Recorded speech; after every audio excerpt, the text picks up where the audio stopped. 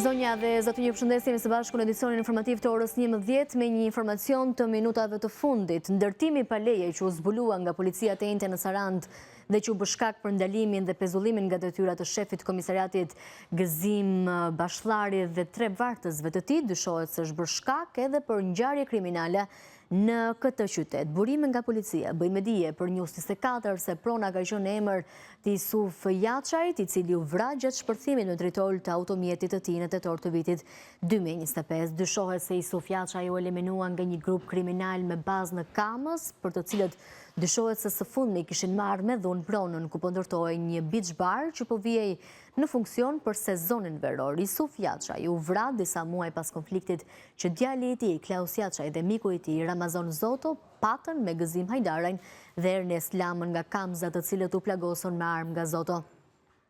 Për ndërtimin e beach barit dyshohet se është marrë shfet nga shefi komisariatit të policisë Sarand dhe 3 vartësit e tij, të cilët u ndaluan nga Agjencia e Mbikëqyrjes Policore.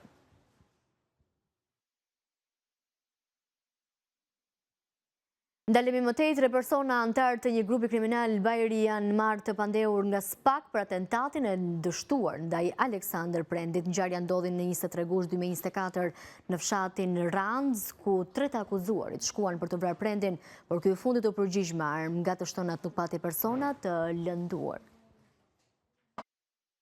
SPAK merr të pandehur 3 antar të dyshuar të grupit kriminal Bajri, kreu i të cilit besohet se është Safet Bajri, lidhur me atentatin e dështuar në Bushat ndaj Aleksandër Prendit. Referuar dosjes hetimore Izmir Sakicaj, Samuel Troshani dhe Franco Leka do të përballen me drejtësinë për akuzat e sigurimit të kushteve për të kryer vrasje në dëm të shtetasit Aleksandër Prendi si dhe grup kriminal. 2 prokurorët e posaçme Lida Kaçkini dhe Manjola Kajana kanë marrë të pandehur edhe Aleksandër Prendin, i cili u përplas me armë me ushtarët e bajrave, kur me sa duket kuptoi se ata shkuan me 3 automjete të blinduara në fshatin e tij për ta ekzekutuar.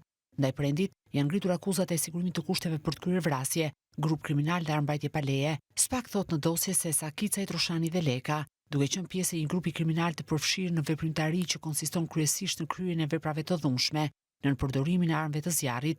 Më datë 23 gusht 2024, rreth orës 17 janë nisur së bashku me persona të tjerë të paidentifikuar me 3 automjete të blinduara nga zona e Dobraçit, në drejtim të fshatit të Ranca, bashkia Vau Idejës, ku banon Aleksandër Prendi.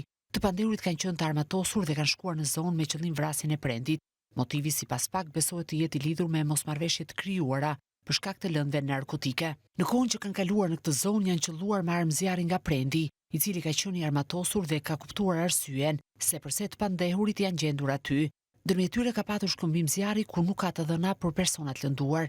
Vendi ku ka ndodhur ngjarja, fshati Ranca, njihet si zonë e të pandehurit Aleksandër Prendi dhe familjarëve të tij dhe ndodhet 20 km larg Dobraçit, që njihet si zonë e të pandehurve Sakicaj, Troshani dhe Franco Leka, thuhet në dosje.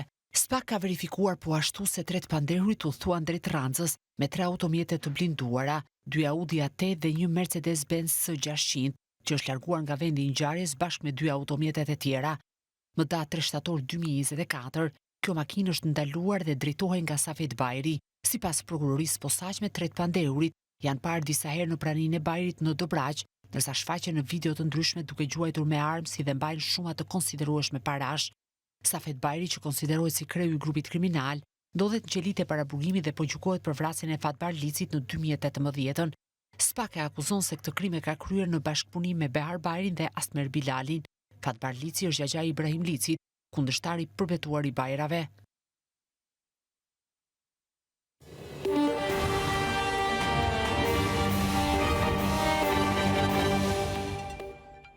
Deputeti i Partisë Socialiste Erion Braçi, i ftuar në emisionin Kjo Javë në News 24, deklaroi se mënyra se si u largua nga qarku i Fierit nuk ishte lidhje me demokracinë brenda Partisë Socialiste. Duke komentuar rolin e Belinda Ballukut si drejtuese politike për Fierin, Braçi u shpreh kritik ndaj angazhimit të saj në çështjet e bujqësisë dhe problemet e fermerëve. Kritika pati edhe për ministrin Petrit Malaj, për të cilin tha se nuk është e angazhuar me problematikat e fermerëve.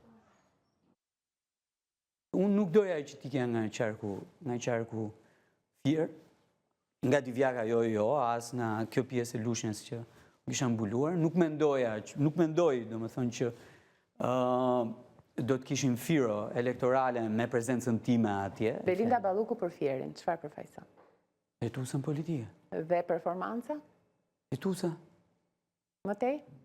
Kaq, çfarë të them më shumë? Prezenca?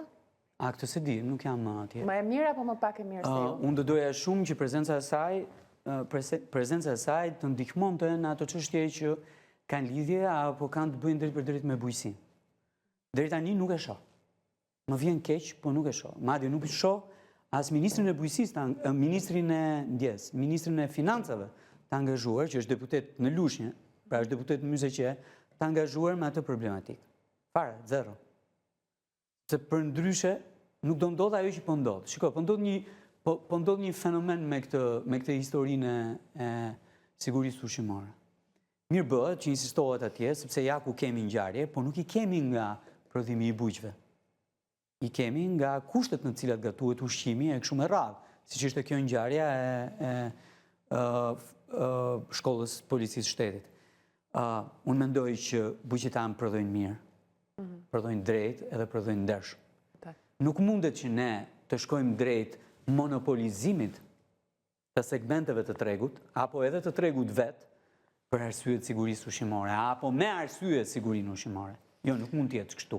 Mund të shpenzojmë ne para për t'i çuar në standard ato baxho, e për t'i mbajtur atje si një element shumë i rëndësishëm i lirisë ekonomike në sektorin bujqësor dhe blegtoral, dhe në të mirë të qytetarëve të Republikës Shqipërisë që duhet të hanë prodhim vendi, duhet të ushqehen me prodhim vendi. Majoranca dhe opozita po afrohen drejt një kompromisi për ndryshimet në rregulloren e kuvendit pas dekursis për disa prej pikave kyçe në Këshillin për rregulloren mandatet dhe imunitetin. Megjithatë, çështjet e rëndësishme si drejtimi i Komisionit të Integrimit, masat ndëshkuese për deputetët dhe shtimi i stafit politik për opozitën mbeten ende pa marrëveshje. Pasi votuan me konsensus rezolutën për integrimin e Shqipërisë në BE, majoranca dhe opozita ulën në tavolinën e punës së Këshillit për rregulloren, mandatet dhe imunitetin, dhe duket se kompromisi për ndryshimet në rregulloren e kuvendit është në prag. Drita në fund të tunelit u shfaq në mbledhjen e fundit, pasi palët ranë dakord për një sër ndryshimesh në rregullore. U gjet gjuha e përbashkët mbi propozimin e mazhorancës për shqyrtimin me procedurë të përshpejtuar të nismave ligjore që lidhe me përafrimin e legjislacionit shqiptar me atë të BE-s. Por fillimisht duhet të argumentohet ligjërisht. Megjithatë mbetet ende për të gjetur gjuha e përbashkët për disa pika. Kërkesa e opozitës për ndarjen e Komisionit Parlamentar për Integrimin dhe Punët e Jashtme, ku Komisioni i Integrimit të jetë më vete dhe të drejtohet nga opozita, ende nuk ka kompromis. Mbetet për të zgjidhur çështja se në cilin komision parlamentar do të duhet të raportojnë institucionet e pavarura. Majoranca ende do të duhet të mendojë nëse do të pranojë propozimin e opozitës, sipas të cilit vendimet e Sekretariatit të Etikës për masa ndëshkimore me përjashtim për deputetët duhet të mbeten pezull dhe të pa ekzekutueshme deri në vendimin final të Byros së Kuvendit, ku mund të kryhet ankimi. Sa ju takon masave ndëshkuese, kryetari i Kuvendit ka propozuar që përjashtimet të përllogariten me ditë kalendarike dhe jo pune, siç është aktualisht. Propozimi i socialistëve për reduktimin e kohës së fjalës gjatë seancës nga 10 në 5 minuta nuk gjeti kompromis, edhe pse palët mund të arrijnë konsensus për një kohë një të mesme.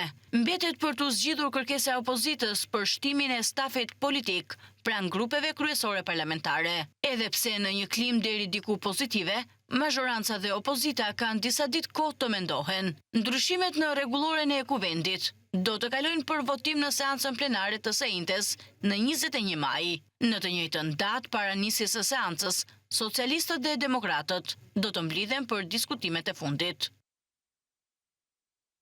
Nga 10 qershori 2026, nis zbatimi i skemës së re për faljen dhe shuarin e detyrimeve tatimore dhe doganore. Bizneset dhe tatim paguesit do të kenë mundësi të përfitojnë fshirje të plot ose të pjesshme të borxheve në varësi të periudhës kur janë krijuar detyrimet. Në përfitimet përfshihet edhe falja e gjobave dhe kamat vonesave. Nga data 10 qershor 2026 hyn në fuqi skema e re për faljen dhe shuarjen e detyrimeve tatimore dhe doganore.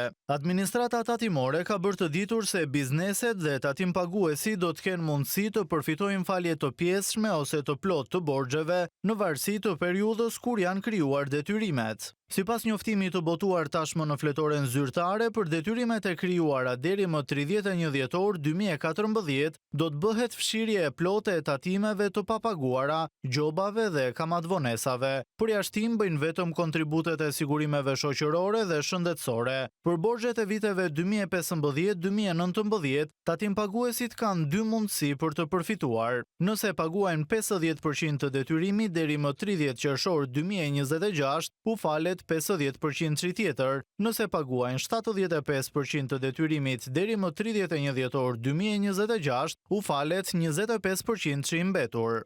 Në të dy rastet fshihen të gjitha gjobat dhe kamatvonesat, ndërsa për detyrimet e periudhës 2020-2024 nuk falet detyrimi principal, por do të fshihen gjobat dhe interesat me kusht që tatimi të paguhet i plot deri më 31 dhjetor 2026. Ligji parashikon edhe lehtësi të tjera për subjektet e mbyllura deri në fund të vitit 2024, si dhe falje të gjobave për deklarime të vonuara, dorëzim me vonesë të pasqyrave financiare apo penalitete administrative të krijuara deri më 31 dhjetor 2024. Brenda 20 ditëve nga hyrja në fuqi e udhëzimit do të hartohet lista e subjekteve që përfitojnë nga falja e detyrimeve. Njoftimet do t'ju dërgohen tatim paguesve elektronikisht përmes sistemit e-filing. Shqipëria pësoi rënien më të fortë të investimeve të huaja për rreth një dekadë në 3 mujorin e parë të këtij viti për të siguruar disbursimin e plot të fondeve gjatë vitit 2026 dhe për të shmangur djegjen e rreth 68 milion eurove në qershor nga plani rritjes së BE-s, Shqipëria duhet të përmbush një sër etapa shkyçe. Shqipëria po përballet me një ngadalësim të fortë në realizimin e investimeve publike të financuara nga fondet e huaja. Të dhënat e fundit nga Ministria e Financave në 3 mujorin e parë të vitit 2026 tregojnë se investimet ranë me 31%, krahasuar me një vit më parë dhe mbeten shumë poshtë planit të parashikuar. Edhe pse fondet janë miratuar, institucionet po hasin vështirësi në thithjen e tyre ose po vonojnë zbatimin e projekteve. Situata reflektohet edhe tek niveli rekord i kredive të pashfrytëzuara, që ka arritur në 2 miliardë euro. 3 mujorët e parë të vitit 2026 dhe 2024 shënojnë vlerat më të ulta të investimeve të huaja nga fondet publike që nga viti 2015. Për të siguruar disbursimin e plot të fondeve gjatë vitit 2026 dhe për të shmangur djegjen e rreth 68 milion eurove në qershor nga plani i rritjes së BE-s, Shqipëria duhet të përmbush një sër etapa shkyçe të përfshira në agjendën kombëtare të reformave. Këto reforma janë të ndara në disa shtylla kryesore që prekin si themelet e shtetit, ashtu edhe rritjen ekonomike. Sundimi i ligjit mbetet shtylla më kritike, ku kërkohet progres i matshëm në reformat në drejtësi, veçanërisht në uljen e numrit të çështjeve të prapambetura në gjykata dhe forcimin e pavarësisë së institucioneve të reja të drejtësisë. Prej më shumë se një viti jashtë afatit të punimeve aksi rrugor Qafbuall Krast vjen të mbetet në gjendje të rënduar, pavarësisht fondit prej 11.2 milion eurosh të akorduara nga banorët dhe drejtues të mjeteve denoncojnë degradimin e rrugës, ndërsa kompanit zbatuese ende nuk kanë nisur shtrimin e asfaltit. Të gjithë banorët e Martaneshit, por jo vetëm edhe ata që shkojnë për turizëm apo biznes, duhet që rrugën prej 16.4 kilometrash nga qafa e Buallit deri në Krast ta kishin të asfaltuar. Kjo do të bëhej e mundur me projektin që ka nisur të zbatohet 2 vite më parë, me një vlerë prej rreth 11.2 milion eurosh. Por siç duket nga pamjet, gjendja është kjo që shihni dhe rruga është bërë e pakalueshme. Rrugës i është hedhur shtresa e fundit e zhavorit për ta bërë gati për asfalt, por asfalti përgjatë kësaj rruge nuk duket të jetë shtruar në asnjë centimetër. Drejtuesit e mjeteve që qarkullojnë çdo ditë në këtë aks rrugor shprehen se shirat e fundit e kanë degraduar akoma edhe më shumë gjendjen e rrugës, ndërsa kalimi në të po bëhet i vështirë. Shumë kesh. Ma kesh këtë grëpa, këtë 11 milion euro, nuk e di se ku ka shku. Se ka kanë hik, nuk e di. Tu humje madhe.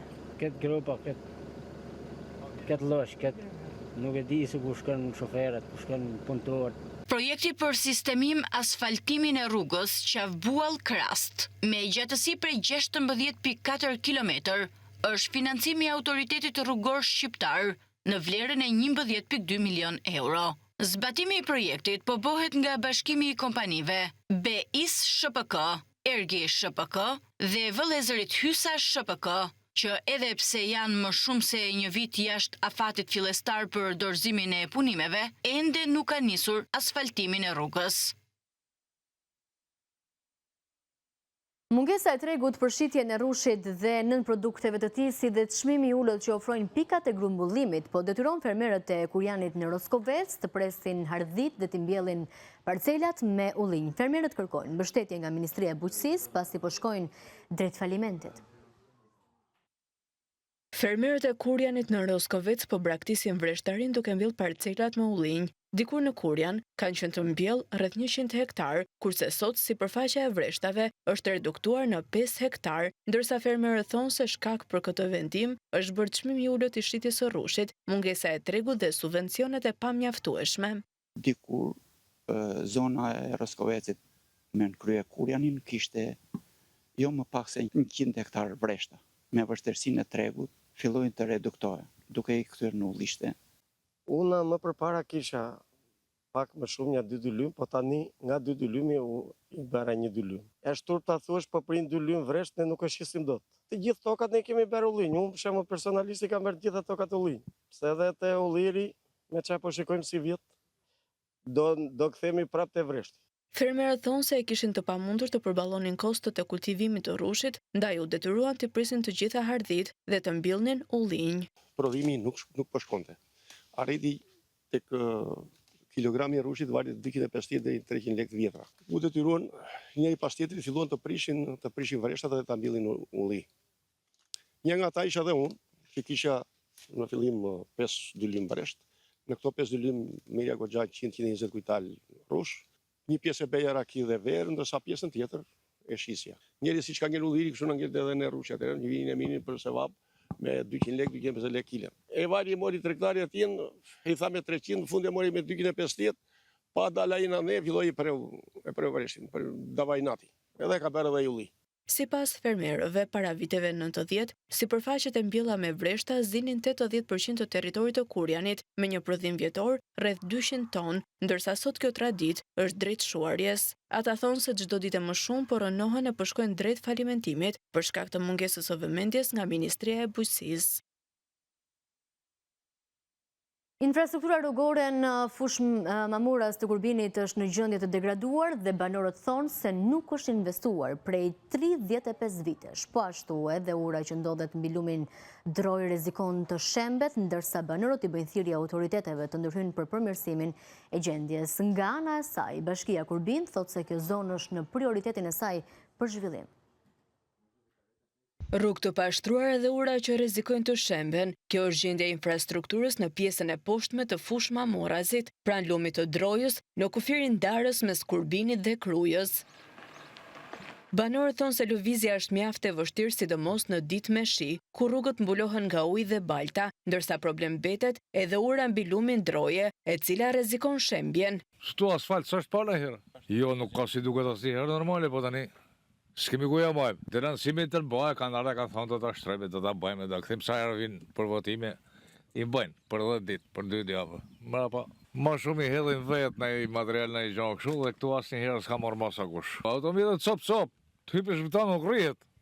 Boj gominat e reja, sot ma sërë ditë që këtë zopash. Nuk kemi shesomi se kemi votu për to, janë tonë. Po a meritojnë për të votu ma për to nuk meritojnë. Ka i herë në bje koma më gropët e sasër zohna. Premtimet për ndërhyrje kanë qenë të vazhdueshme në çdo fushat elektorale, por asgjë nuk ka ndryshuar, thonë banorët. Ura ma problem, se ura ka rrezik ta morën e ditë lumi, se lumi hyp si për urës kur vjen këtu. Edhe ura problema ba që ka pa po bonifikimi është ma ullët. Do ngënit prapë se lumi gjë ka i herë vjetë si zaptovenin. Premtu kanë, po sa premtime kanë bon ata në sunim bajmë men. të gjitha, sa herë kanë votu, kanë premtu, do të shtrojmë rrugën, do të bëjmë njënë, do të bëjmë gjetën e kur që mos kanë. Votem për atë që nga shtron rrugët, votem, po kur të shtroje vetëm. Në pjesë fundore të fushë Mamurrasit dhe Drojës jetojnë mbi 100 familje, të cilët përballen çdo ditë me vështirësi të shumta për shkak të mungesës së investimeve në infrastrukturë. Pas ngritjes së shqetësimit nga banorët, News 24 u interesua pranë Bashkisë Kurbin, që bën me dije se kjo zonë në fushë Mamurras është në prioritetet e saj dhe shumë shpejt do të kryejë ndërhyrje në përmirësim të infrastrukturës.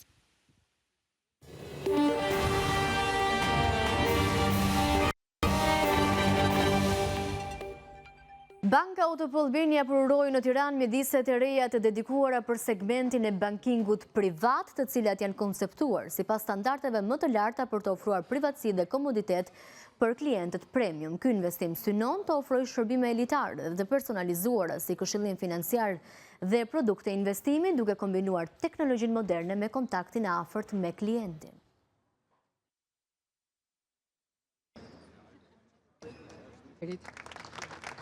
Banka OTP Albania inauguroi mjediset e reja të dedikuara për segmentin e bankingut privat, një hap i rëndësishëm drejt ofrimit të një eksperience edhe më ekskluzive për klientët premium. Të vendosura në zemër të Tiranës, mjediset moderne dhe elegante janë konceptuar sipas standardeve më të fundit të grupit OTP, duke ofruar privatësi, komoditet dhe akses të dedikuar për klientët e këtij segmenti. Filozofia që grupi OTP dhe banka OTP ka në Shqipëri është për të qenë sa më pranë klientit. Prandaj strategjia që ne po ndjekim është një strategji ka nga një anë po investojmë në mënyrë të konsiderueshme në teknologji, pra ta bërë sa më të shpejtë dhe sa më digjitale bankën, por nga ana tjetër ne besojmë dhe tek kontakti i aftë me klientit dhe të japim mundësi që kurdo që klientët të duan të gjejnë një degë banke, ta gjejnë në afërsitë të tyre. Kjo është arsye pse ne po vazhdojmë dhe po rrisim numrin e degëve dhe tashmë kemi arritur në 50 degë në gjithë Shqipërinë.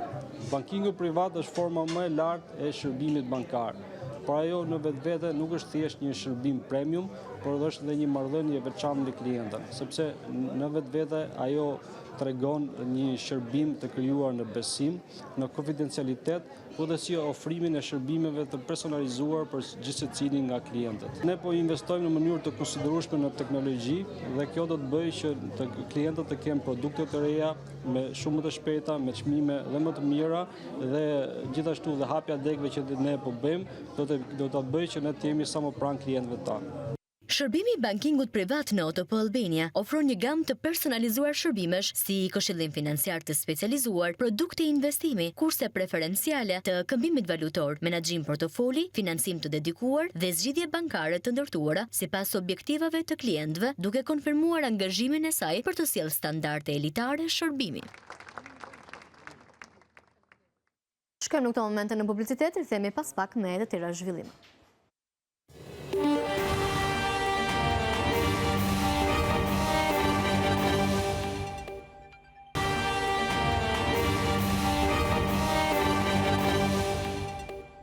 Jemi rikthyer në transmetim të drejtë për drejtë për të ndalur tani në të tjera zhvillime. Krerët e komuniteteve fetare në vend kanë kundërshtuar një herësh martesat brenda gjinisë. Deklaratat e tyre u bën në takim në Këshillin Ndërfetar të Shqipërisë që mbajti në kuadër të ditës ndërkombëtare të familjes. Krerët e komuniteteve fetare në Shqipëri kanë kundërshtuar martesën brenda gjinisë në një takim të Këshillit Ndërfetar mbajtur për të shënuar ditën ndërkombëtare të familjes. Ata cituan librat e shenjtë për të shenjtëruar vetëm martesën mes një burri dhe një gruaje.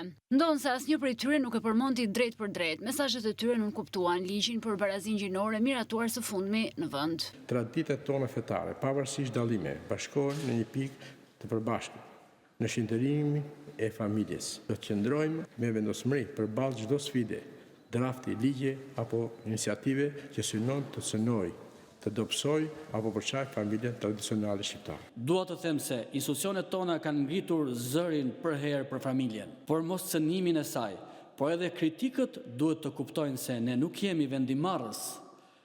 Ne kemi vetëm fjalën, këshillën dhe kartën e moralit. Në shoqëritë e sotme, familja e bazuar në vlerat hyjnore dhe njerëzore ndjehet e rrezikuar nga tentativat për të ligjëruar lidhje jo natyrale dhe nuk është e hapur për ndryshime me devijime njerëzore. Nuk kërkojmë asgjë tjetër përveç se familjen natyrore, atë në fillim, të Adamit dhe të Evës, të babait dhe të nënës, të vetëm dy prindërve. Mbrojtja e familjes është rezistencë ndaj çdo sistemi dhe të sotëm ideologjik që redukton njeriu në mjet, siç e shohim në formatin gender. Liderët shpirtërori argumentuan qëndrimet e tyre me urdhëresat e librave të shenjtë, ndikimin që kanë te fëmijët ndryshimet, dëmin që sipas tyre japin familjes dhe kërkuan të ruhen traditat shqiptare dhe të tregohet qëndres ndaj tendencave që shkojnë në kahun e kundërt.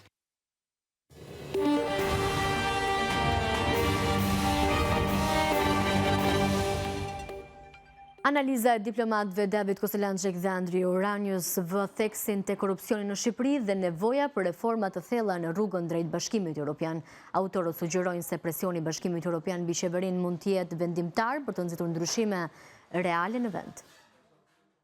Diplomati amerikan David Kostelançek, i nominuar më herët për detyrën e ambasadorit në Shqipëri, por që nuk u konfirmua nga Kongresi Amerikan, së bashku me Andri Uranius, kanë analizuar korrupsionin si një nga sfidat kryesore të Shqipërisë. Në shkrimin me titull Evropa mund të nxjisë reformën në Shqipëri, protestat në Shqipëri kanë rindezur debatet rreth korrupsionit endemik, publikuar nga Qendra për Analizën e Politikave Evropiane, CEPA. Theksi vjet tek akuzat e ngritura ndaj zëvendës kryeministres Belinda Balloku dhe zyrtarëve të tjerë të lartë për korrupsion. Rasti i Ballukut ishte i fundit në një seri akuzash për korrupsion që rrethojnë Ramën dhe qeverinë e tij. Qeveria socialiste është akuzuar për lidhje me krimin e organizuar, ndërsa disa deputetë dhe kryetar Bashkie Socialist janë ndjekur penalisht për shpërdorim detyre, pastrim parash dhe manipulim tenderash, shkruhet në analizë. Kjo situatë detyroi opozitën të dalë në protesta në parlament dhe në rrugë. Në analizë theksohet se lufta ndaj korrupsionit mbetet një kusht thelbësor për rrugën e vendit drejt Bashkimit Evropian, ndërsa procesi i zgjerimit shihet si një mundësi për Brukselin që të ushtroj presion më të madh në Shqipëri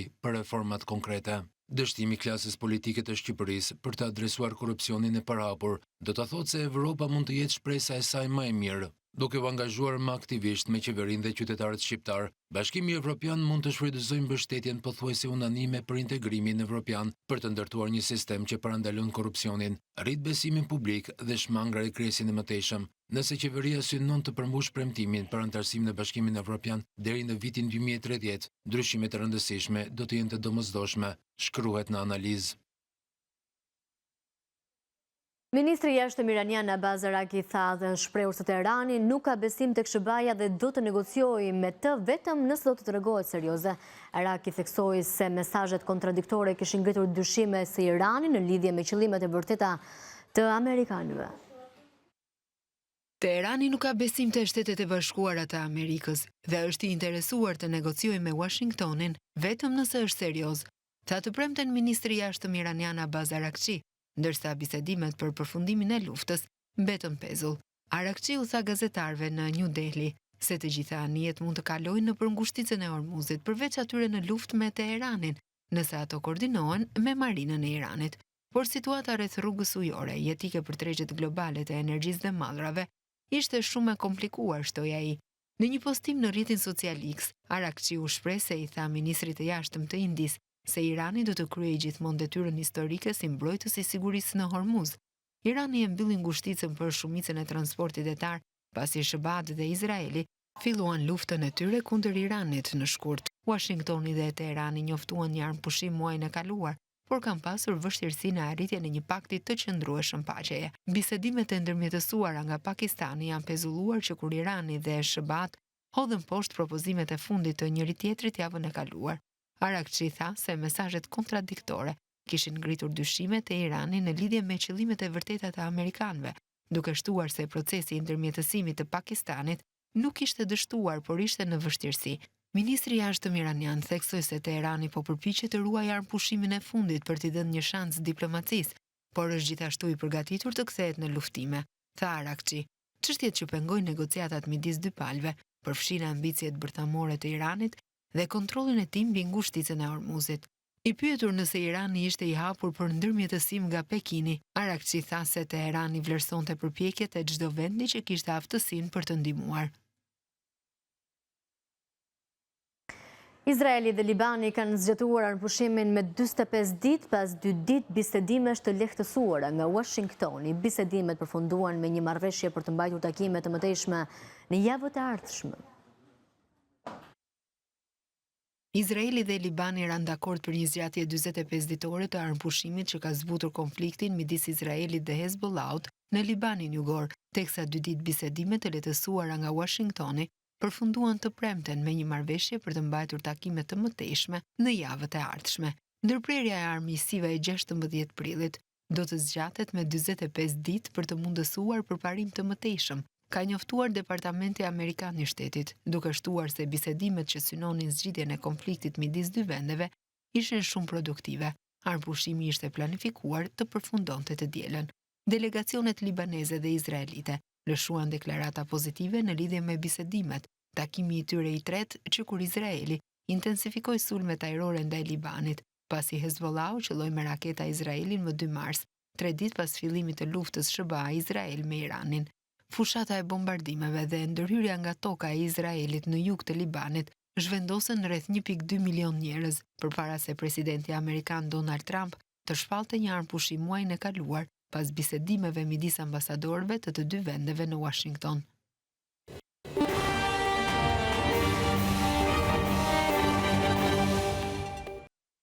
Ishte kjo gjithçka e përgatitur për këtë edicion informativ, teksa për të tjera zhvillime ju ftoj të ndiqni faqen e balkanue.com për informacione nga vendi, rajoni dhe bota. Bashkë, miru takofshim.